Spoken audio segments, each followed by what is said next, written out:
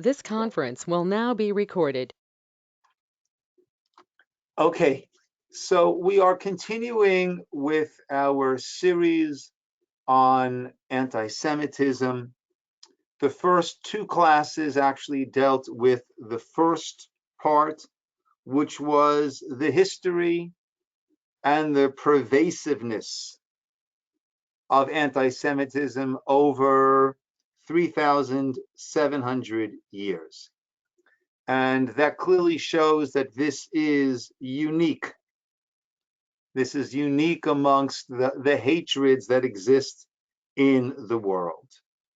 Today, we will be going through primarily 5 different causes that it is often attributed to, and we'll see that they are some false, some partial, but the common denominator is that it avoids recognizing the uniqueness, the Jewish uniqueness.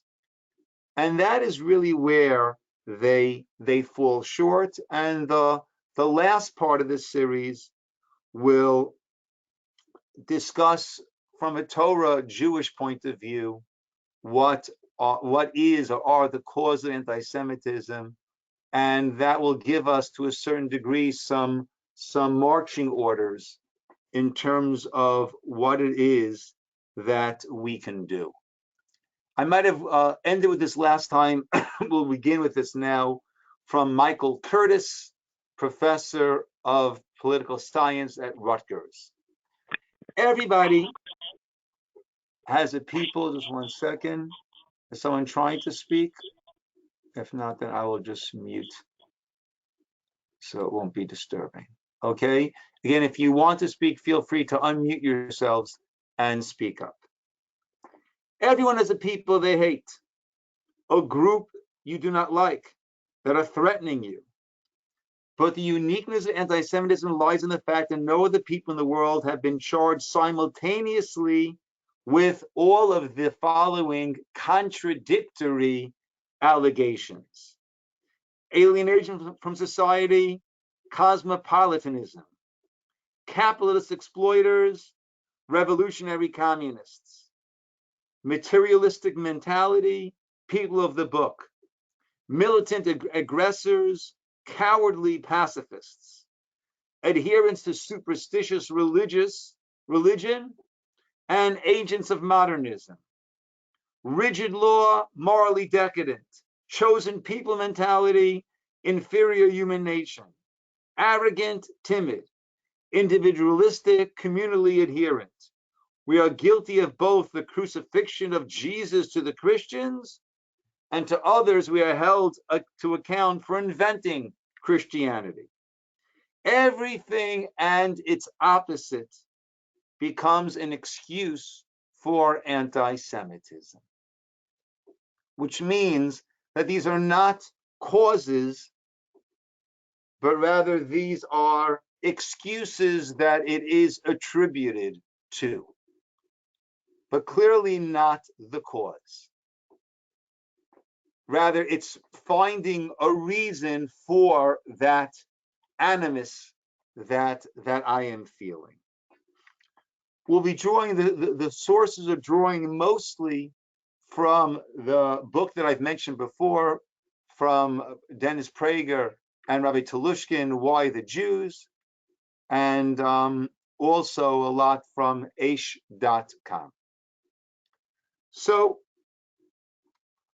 the fact that it is so pervasive is something to really give thought to. And there is a pervasive denial that it is unique. Okay, so they will, and we will explain it from Jewish terms, from a Jewish perspective, but the world does not. And they write, ask almost anyone, Jew or non-Jew, scholar or layperson, why the Jews have been hated so deeply and for so long. You will likely be told that people need scapegoats, the Jews are affluent, or that anti-Semitism is yet another sad example of racism, religious bigotry, or that anti-Semites are just simply sick people. In fact, you are likely to be given every reason for anti-Semitism, except amazingly, that it is a response to anything distinctly Jewish. Until recently and throughout their history, Jews have believed that they are hated because Judaism made them different and challenging. The historical record clearly indicates we believe that Jew hatred, they write in this book, is unique. The very word Jew continues to arouse passions, as does no other religious or national name. Right? You almost hear, right, the hysterical, the Jews, as opposed to the Jews. Now, why are so many different explanations given? So I think from the perspective of the non-Jews, they want to explain it in some rational way and not have to deal with, as we saw last week, right? This, why is it touching this nerve? So they want to give a simple, intellectual, philosophical, rational reason. And also many Jews want to give a reason that they can thereby escape from, as opposed to saying it's because I am a Jew. And that puts them or us in somewhat of a corner when it comes to this. But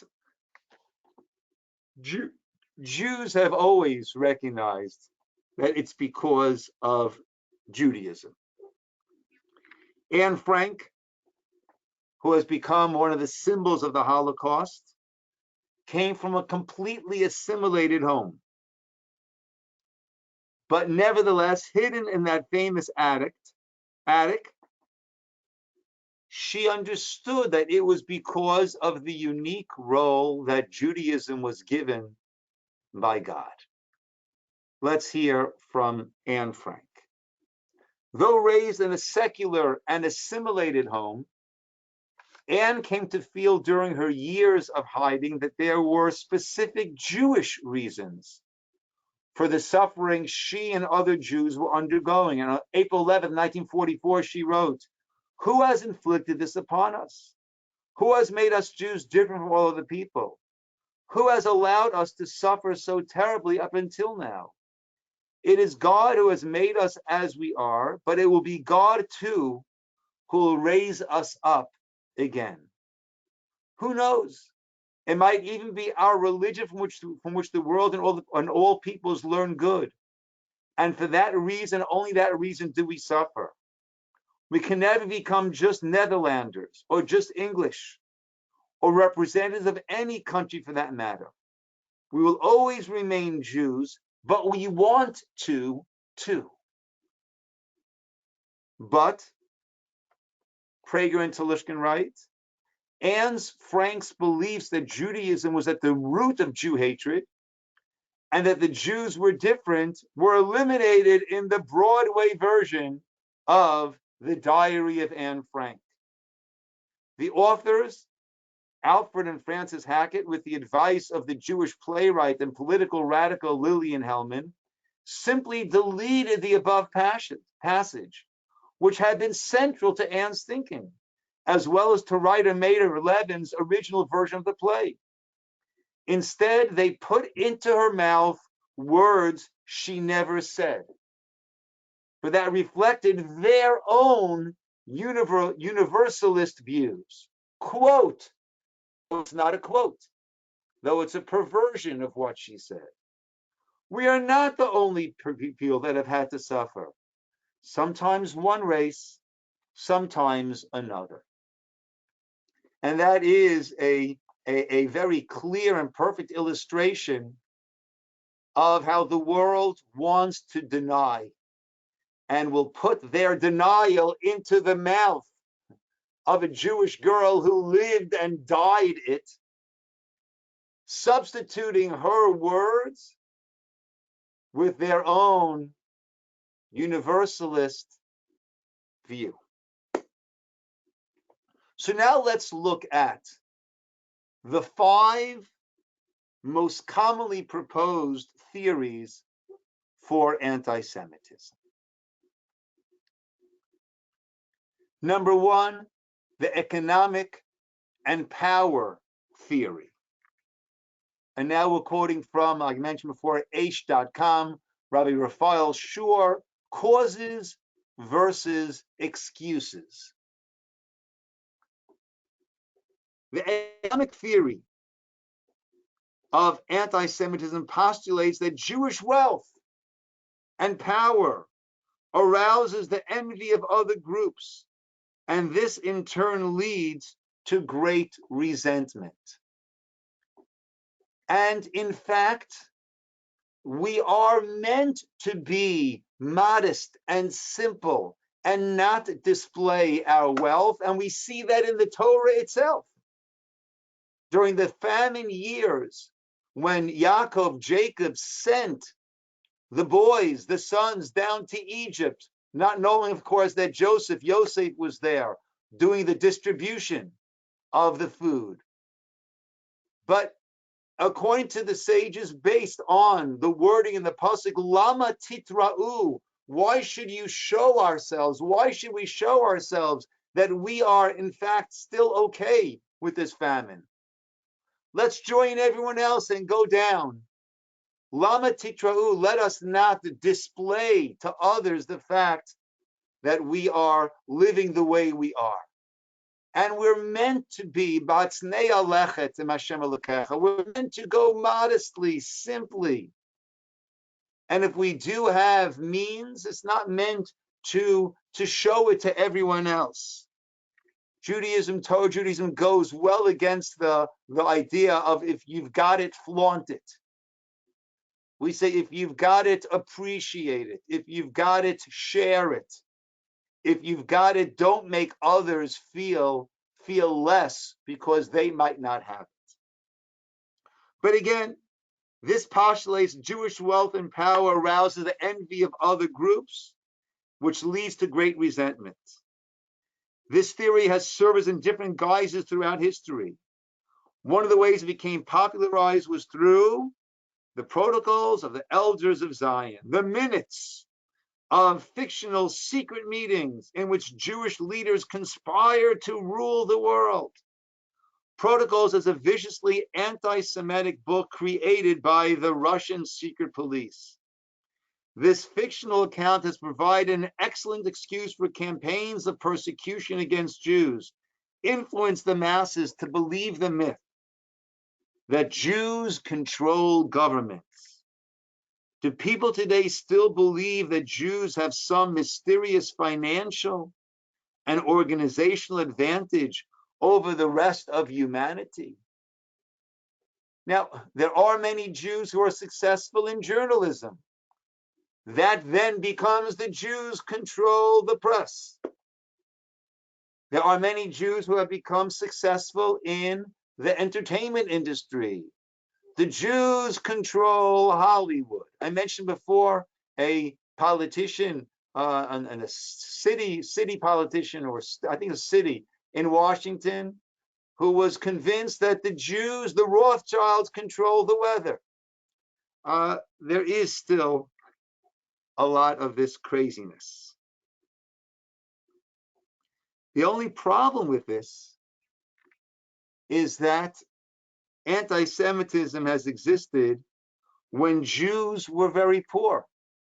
And it wasn't suddenly that in those societies, the Jews weren't hated, but the rich were hated. No. If the Jews are rich, the Jews are hated. But if the Jews are poor, the Jews are hated. Number 4, first consider universal attitudes toward the rich, right? Is it a generality that the rich are hated? We don't see any sustained historical persecution against wealthy non-Jews. Thus, if the haters decide to single out wealthy Jews and ignore wealthy non-Jews, economics cannot be regarded as the cause for hatred.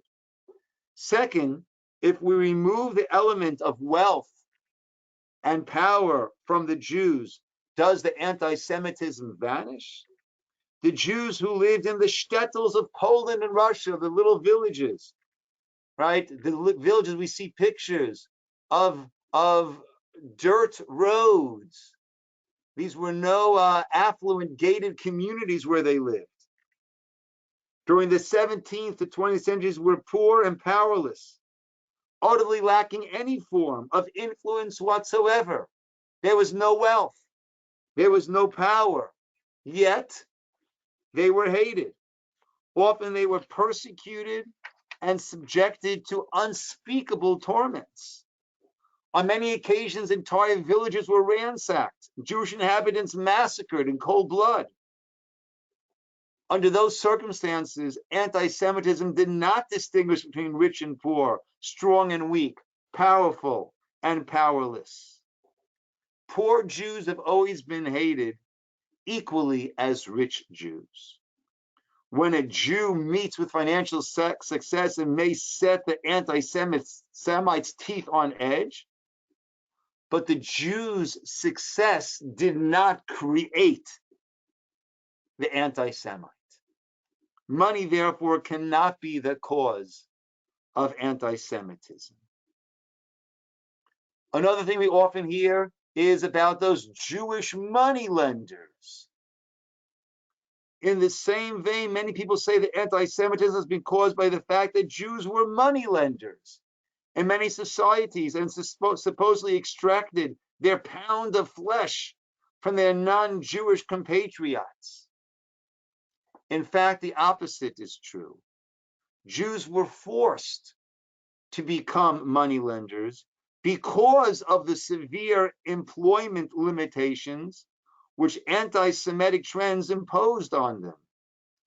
Anti-Semitic laws made it impossible for Jews to own land, attend universities, enter any common occupations. Money was the only commodity in which they were allowed to deal. So lacking any other option, they became moneylenders. We see Jews were not hated because they were moneylenders, but rather they were moneylenders because they were hated, because of the pre-existing anti-Semitism and limitations that were placed on them. So money lending might have increased hatred, but was not the cause, was not the root cause. Another factor to keep in mind why Jews have always been very prominent in banking is that because when the world lacked the means of transportation and transporting funds, so how were people able to do business? You need to have people that you trusted elsewhere. I'm sending you all these goods, but will I get the money? How do I know that I'll be paid? Right? But the Jews were always well spread out. And I have a cousin, Shmuel, who's there in France, and my good friend Meir is there in England, and my brother, he moved to Italy. So I could contact them and tell them to contact this merchant, and they could pay them in advance because they trust me. They know that I'll get the money, and commerce can then flow. But clearly, it's not wealth that caused or causes anti-Semitism. Power, wealth and power. So they write, source number 6, if there is any truth to the notion that Jews control governments, why couldn't those powerful Jews convince any country to accept the refugees who were struggling to escape the European inferno during the Holocaust?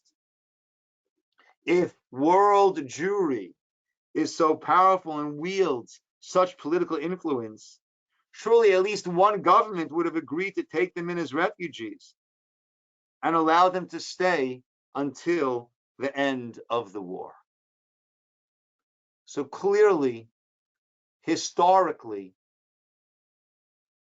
there are some wealthy Jews and some not so wealthy Jews. It's incredible. I was checking out of Target, this is about a year ago, and there was a non-Jewish fellow from a different religion, and he noted my kippah, so he started to talk, be friendly,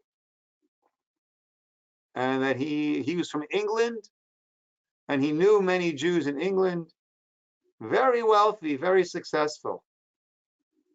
And I said to him, there are some very wealthy and successful Jews. There's some very poor and not successful Jews. There are tall Jews and there are short Jews. There are fat Jews and there are skinny Jews. We're not put into this one little bin. But that's a stereotype that often is affixed to us, but that's not a cause, that is a result. And power, certainly, that myth was shattered when there were no countries that were willing to really take us in, including the United States of America.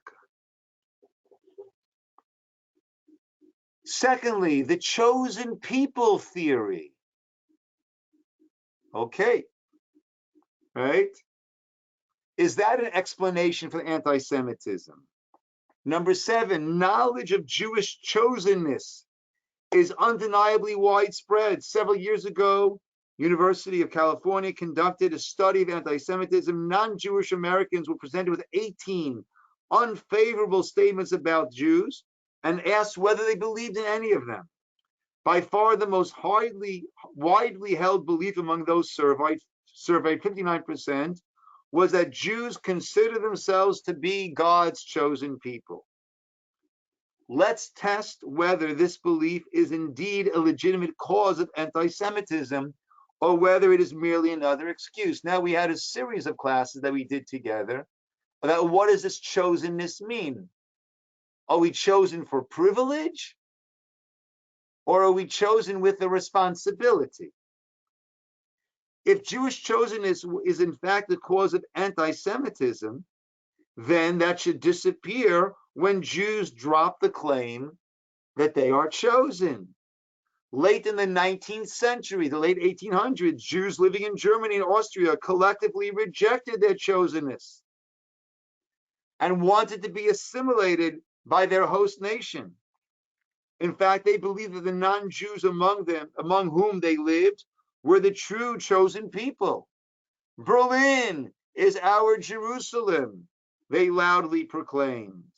Germany is the fatherland. Gentile society was their social environment of choice.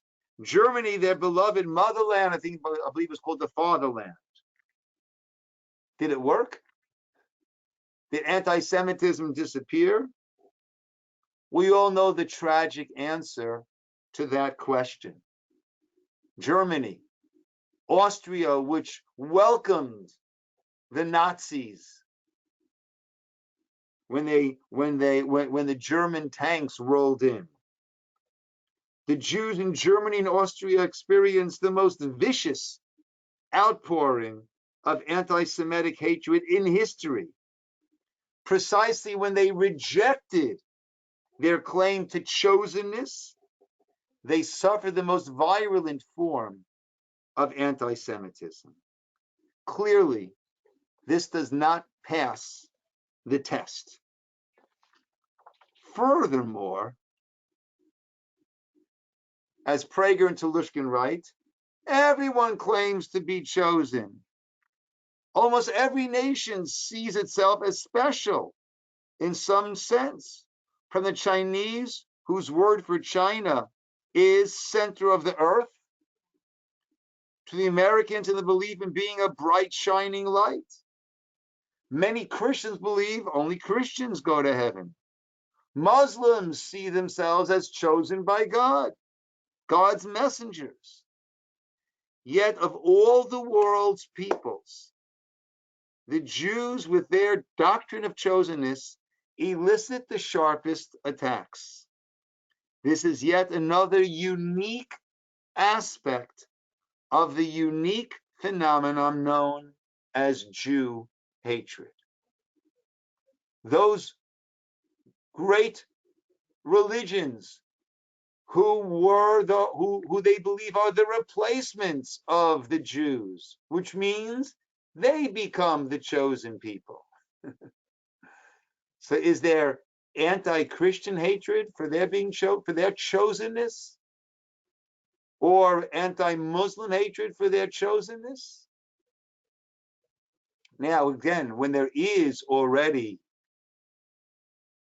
an existing hatred, so then coming from the other religions that we refuse to acknowledge their replacement of us, and we stubbornly continued to live in unspeakable crime in their eyes, so then how dare you claim to be chosen?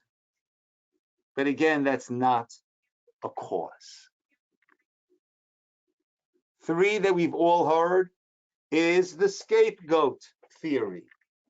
Of course, the word scapegoat is a play on words from the avoda of Yom Kippur, the service that took place inside the temple. Actually, this was outside the temple on Yom Kippur. The major fallacy of the scapegoat theory is not that Jews have not been used as scapegoats. We have been, right? Hitler said the reason for the economic hardships is the Jews. The reason for World War I was the Jews. Blame it on the Jews. That certainly has been the case. They have. The problem with the scapegoat thesis is that it does not explain anti-Semitism. It explains why, when, or how people use anti-Semitism. It explains the flavor of the day, or of the week, or of the year, or of the country, or of the society. So they're having this problem, they'll blame that on the Jews. Doesn't explain why the Jews would be chosen to be the object of that land.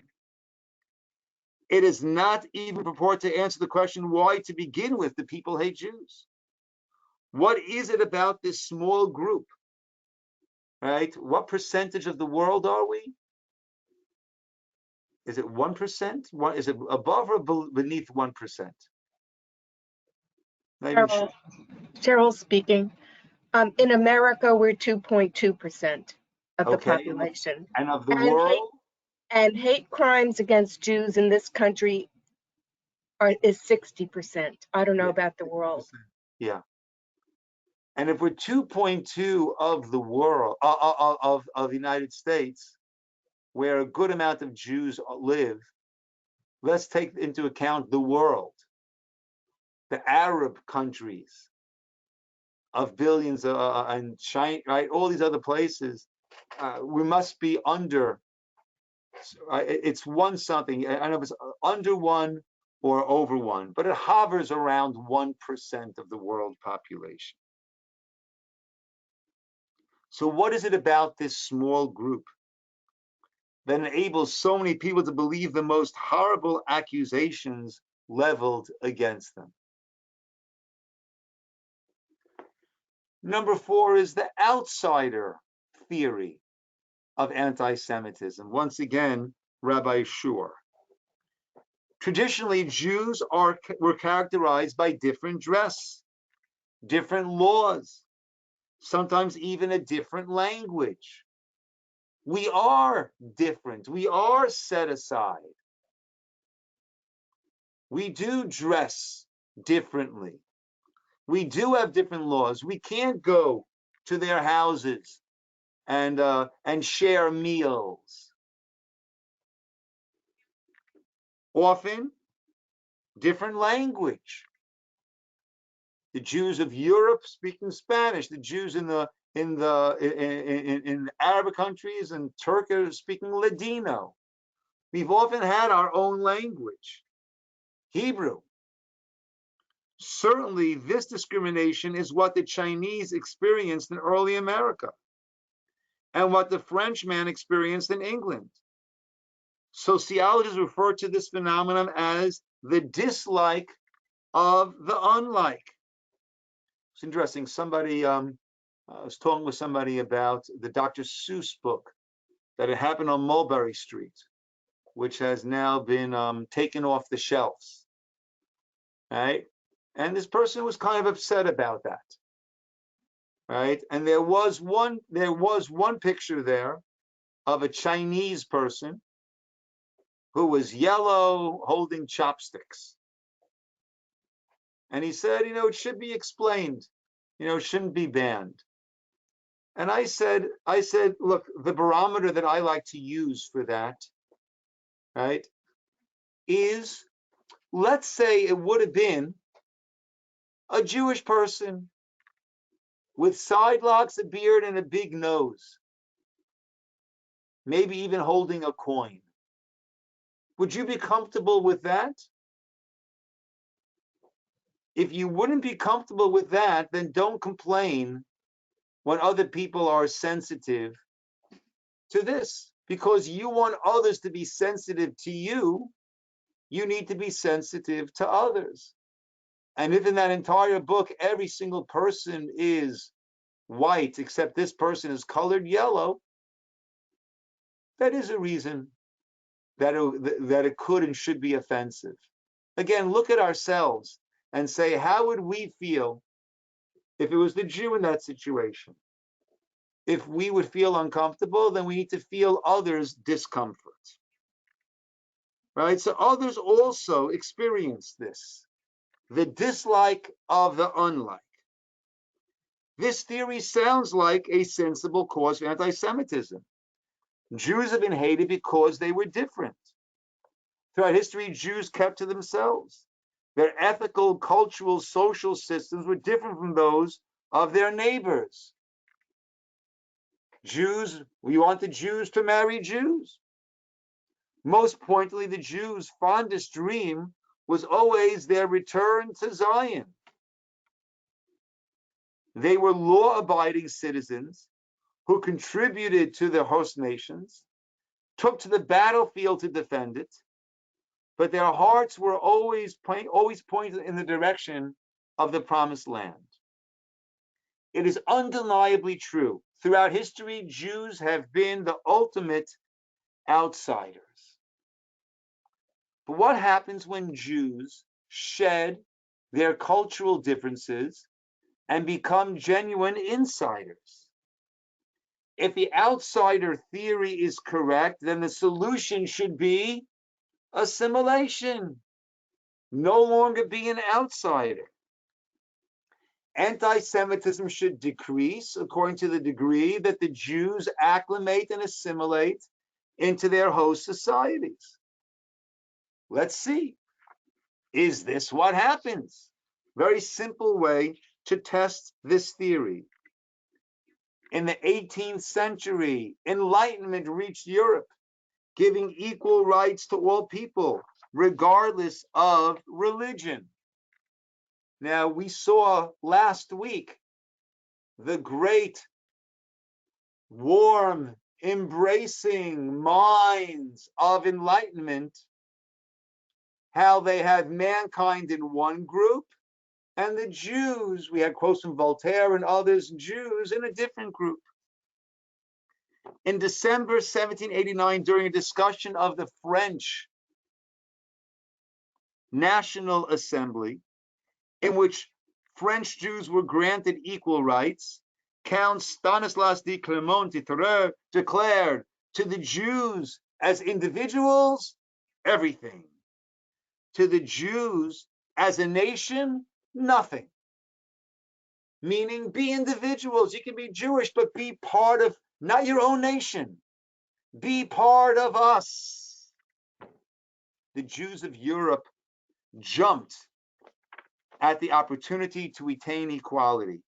hoping at last to rid themselves of the dislike of the unlike phenomenon. They shed their foreign dress, shaved off their beards, attended universities and theaters, adopted language, culture, styles of their non-Jewish neighbors, intermarried. They purged the tefillot, the prayers of any mention, returned to Zion. In short, they became more French than the French. Jewish acceptance of this attitude, this approach, widened. In Germany, Reformed Jews declared Berlin is our Jerusalem, Germany our fatherland. Having endured centuries of hatred, they anticipated a warm welcome from their Gentile neighbors, but they were sorely disappointed. The Dreyfus Affair, in which falsified charges of treason were brought against a Jewish French officer, was contrived to show that Jews could never be loyal citizens of their host countries. And we hear echoes of that in the wonderful United States, in Congress. Dual loyalty. Dual loyalty. We hear so much of that. Shortly thereafter, Hitler's rise to power once again pulled the rug out from under the Jews' sense of security in their assimilationist approach. Nazism sent a strong message. We hate you, not because you're different, but because you're trying to become like us. So if we're different, we're hated for being different. If we're not different, we're hated for trying to impersonate them. We cannot allow you to infect the Aryan race with your inferior genes. So long as Jews remained outsiders, the outsider theory reflected some degree of logic. It made sense.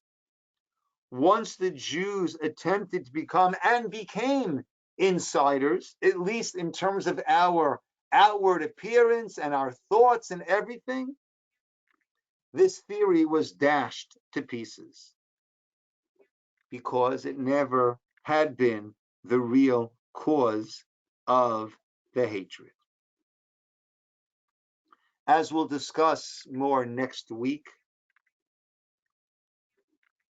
according to the Torah, God made a brit, a covenant with Abraham and his descendants after him, reaccepted at Har Sinai, Mount Sinai.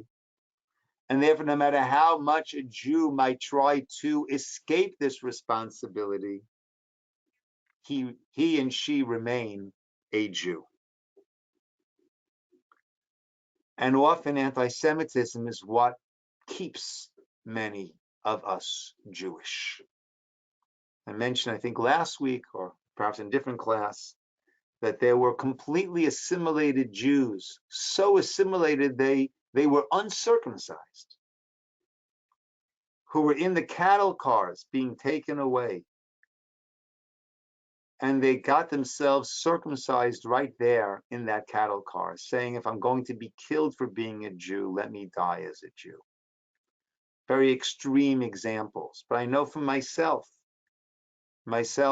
growing up in New York as a teenager and experiencing anti-Semitism, it made me realize, who am I aligning myself with? On a day off from school, I was riding past a schoolyard that was right next to my school, or my high school, where I used to play basketball all the time. And when I was playing basketball there, I was one of the kids from the Jewish school. And often it would turn into fistfights, especially if I beat somebody in a game of basketball, then it would turn into a fistfight often. And I was riding my bike past there, and I was wearing typical American teenage pair of jeans. I was wearing a concert T-shirt from a Neil Young concert that I had gone to. And as I'm going past that, I see all these guys in the park, and they didn't recognize me necessarily as one of the kids from the Jewish school. I wasn't dressed in my school garb. and I'm watching them. I go past them, I'm listening and listening to their music, which is also my music. And I thought to myself, if some of these musicians that I love their music and they love their music, if they were there in the park when one of these anti-Semitic incidents would start to brew and turn into a fist fight, on whose side would they be? Would they interfere? Would they stand up for me? Would they join? Would they fight for me? Would they fight against me? Would they help break it up? And the answer to that question, not in terms of Neil Young, but in terms of many of the others, the answer to that question was very, very unclear. Probably leaning towards they'd be on the other side. And that anti-Semitism caused me personally to reassess a little bit and to question myself, what society is it that I'm so eager to jump into and to join? Does it really make sense for me to be so eager to try to dress like them and talk like them and listen to their music and attend their concerts, etc., etc.? The Meshech Chochma, Rav Meir Simcha of Dvinsk, he wrote an essay where he said that at some point in every exile, as assimilation continues and becomes greater and greater, there will be a storm wind crying out, "You're a Jew. Who made you a man amongst us? What makes you think you could stand shoulder to shoulder with us?" And that storm wind, he said, will violently uproot the Jews. He saw that storm wind coming for the Berlin is Jerusalem mindset. And we know where it ended up. Theodore Herzl observed the Dreyfus affair, and at that point gave up on assimilation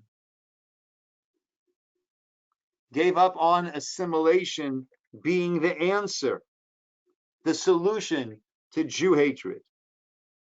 His solution was Jews should be separate, have their own state like all others, which was an attempt at assimilation, not on an individual level, but on a national level, which led to the modern Zionist movement and many of its tremendous successes. But as we saw earlier on in our first part of this series, by the anti-Zionism, it did not bring an end to anti-Semitism. So instead of the Jew assimilating and not being accepted, now it's a national assimilation. And now it's Israel has become the Jew amongst the nations.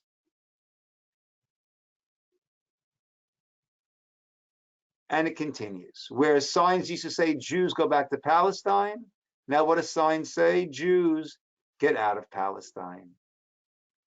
And all the accusations leveled against the Jew are now leveled against the Jewish people, against the Jewish nation. Assimilation has not been the answer, not on an individual level, nor on a national level. Lastly, the racial theory of anti-Semitism. The overriding problem that we discussed before with this is we're not a race. Anyone can become a Jew. And members of every race, creed, and color in the world have done so at one time or another. I mentioned Beth Jacob was described as the most diverse the most diverse, I believe, Orthodox synagogue that people who have traveled around the country, around the world, have ever seen. We're not a race. Anyone can become Jewish. And Judaism is determined by half of the race of the parents, meaning the mother's race, not the father's race. That's a pretty poor way of maintaining a race. And there are no racial physical features that are common to Jews. The Nazis had their lunacy of measuring this part of the skull, that part of the skull, but they themselves knew that it was a farce. I mentioned before that on one of the Nazi propaganda magazines, the picture of the most perfect Aryan child happened to have been a Jewish girl. The idea of a Jewish nose is a myth. Anti-Semites don't hate only those Jews who have distinctively Jewish physical features. They hate Eastern European Jews, Israeli, Russian, Yemenite, blonde, blue-eyed Dutch Jews, as well as dark-skinned Mediterranean Jews. Any Jew will do. They're not particular. Right? We are a nation. We are not a race. And if you look carefully at the Nazis, you see anti-Semitism was a lot more central to their worldview than racism. The Nazis were racist. All non-Aryan races were inferior. But they had allies amongst the Japanese. Not very Aryan. I mentioned last time Rabbi Tokayer and the story he told us of the SS coming to Japan. Arabs were their allies. They're not very Aryan. So granted they were racist, but the anti-Semitism took on a whole different level. April 29, 1945, Hitler, Yamach Shemo's final words to German people: above all, I charge the leaders of the nation to scrupulously observe the laws of race and to merciless opposition to the universal poisoner of all peoples, international Jewry. And we know, historians have clearly showed, that critical resources that were needed for the war, those trains which could have sent armaments, reinforcements to the front to help Germany in the war, were instead used to send Jews to death camps. That was his priority. Clearly, this is not racism in its normal form. Normal racism is Southern racists about African Americans. They're lazy. They're stupid. They have inferior abilities. That's how racism works. Source number 12, the voice of destruction. We mentioned this before also. What bothered Hitler the most were the ideas that we represented. It is true, source 12, we are barbarians. I free humanity from the shackles of the soul, from the degrading suffering caused by the false vision called conscience, morality. The Jews have inflicted two wounds on mankind: circumcision on the body, conscience on the soul. These are Jewish inventions. The war for world domination will be fought between us, the Germans and the Jews. All else is facade and illusion. And to a degree, that's true. It's a war, it's a fight of two visions of the world. A God-filled vision, or a power might of mankind vision.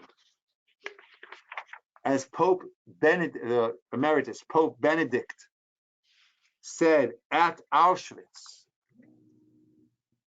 deep down, those vicious criminals, by wiping out this people, wanted to kill the God who called Abraham, who spoke on Sinai, and laid down principles to serve as a guide for mankind, principles that are eternally valid. If this people, by its very existence, was a witness to the God who spoke to humanity and took us to himself, then that God finally had to die. And power had to belong to man alone, to those men who thought that by force they had made themselves masters of the world.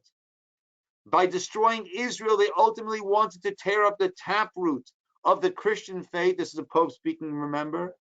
And to replace it with a faith of their own invention, faith in the rule of man, the rule of the powerful. Racism did not produce anti-Semitism. They were anti-Semites first. The Nazis were anti-Semites first and foremost. What racism did for the Nazis was to broaden their anti-Semitic targets against all Jews, even those who had converted, abandoned Judaism. 1/8 Jew, 1/8 Jew was enough reason to say, oh, they've got the genes. They used race in order to expand their anti-Semitism. Hitler's view actually was not that far from the truth, that a Jew cannot flee from his Judaism. It is intrinsically, inherently a part of us. He used that to seek every Jew to destroy us, and we need to use that to seek every Jew to bring them back. Lastly, as we quoted in actually one of the first classes we had, in his new language, source 14, the Jew will express the old ideas. His inner nature has not changed. The Jew can speak 1,000 languages, nevertheless remains a Jew. His traits of character have remained the same. It is always the same Jew. And if you go to Yad Vashem, there they have posters of the Nazi propaganda of this refined German Jew. But behind the mask of that refined German Jew is the Jew with the big nose, right? Looking to take over the world. So we see clearly money and economic factors. Does that explain it? We've been hated when we're rich, poor, and we certainly haven't had all the power. Chosen people, those who discarded their chosen status, didn't make it better. Actually, the worst results came about in those situations. And many others claim to be chosen, yet no one hates Christians because they say that they're chosen because they're the new Israel who replaced the chosen people. So now they're chosen. That's fine. No problem with that whatsoever. Scapegoat, that explains the flavor of the month. What we're being blamed for, not why we're the ones who are being blamed. Race, clearly we're not a race. So all these different reasons have been given, but none give a full or come close to giving a full explanation of this phenomenon. There's some aspects which we can look at. Jealousy at times does influence the masses to hate Jews, but that's not the root causes. Next week, my friends, we'll deal with part 3, which is how do we understand? What can we identify as the uniquely Jewish, as it must be a uniquely Jewish explanation for this uniquely Jewish phenomenon? we try to connect it to things that have nothing to do that are not particular to Judaism, we continuously fall short. Alan, do you want to say something? Yeah, the Jewish population of the world is like about 1/4 of 1%. 0.25%. Yeah. Yeah, it's not even 1%. Wow. Yeah. So in America, we're talking about, thank you, Alan, for doing a quick check on that. So in America, we're talking about over 2%. And then, right, but that just speaks to, you know, where the Jews were a small percent, nevertheless, they were hated. Israel is just one little nation amongst all other nations, and that's become the Jew of the nations. So if it keeps eclipsing, we need to find something uniquely Jewish as an explanation for this uniquely Jewish phenomenon. Alan, thank you for that, and everybody else, thank you all for joining. And we will be on tomorrow night. It's Thursday again. Kabbalat Shabbat 6:15. That will be in person and online. And I don't know if it's gone out yet, but there will be relaxed, based on the recommendations of our medical committee, advisory board, and of state law, and of in general where things are moving. We'll be having more relaxed, optional. More things will be becoming optional for those who are vaccinated, right? As it is by California and by the postscript. So if the email hasn't yet gone out, it will be coming out pretty soon. So stay tuned for that. Look forward to seeing everybody on Shabbos. A good day, everybody.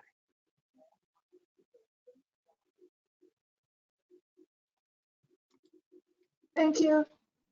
You're very, very welcome. Thank you. Thank you, Rabbi. Thank you, Rabbi.